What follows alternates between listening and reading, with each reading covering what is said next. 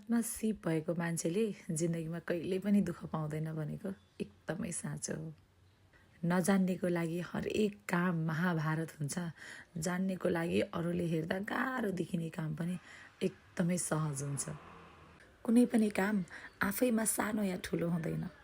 सुरुवातमा हरेक काम सानैबाट सुरु हुन्छ। सिप सिकेर मेहनत, लगन र निरन्तरता दिएमा कुनै पनि बिजनेसले ठुलो रूप लिनको लागि कति पनि समय लाग्दैन। इतिहास साक्षी छ।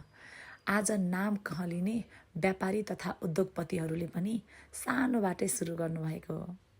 तसर्थ एउटाले सक्ने अर्कोले नसक्ने त हुँदैन। हामी कहाँनिर चुक्छौँ भने एक समयमा गएर थाक्छौँ।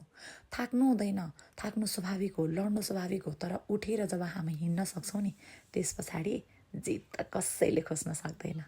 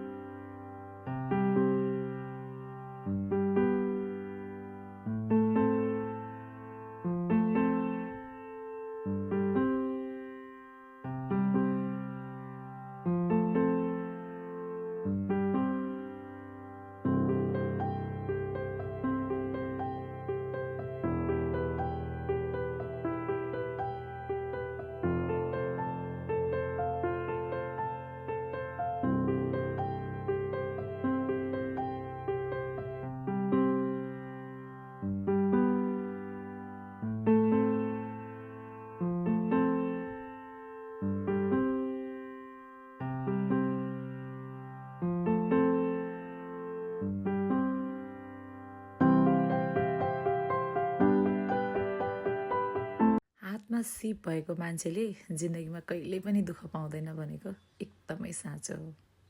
नजान्नेको लागि हरेक काम महाभारत हुन्छ। जान्नेको लागि अरूले हेर्दा गाह्रो देखिने काम पनि एकदमै सहज हुन्छ। कुनै पनि काम आफैमा सानो या ठुलो हुँदैन। सुरुवातमा हरेक काम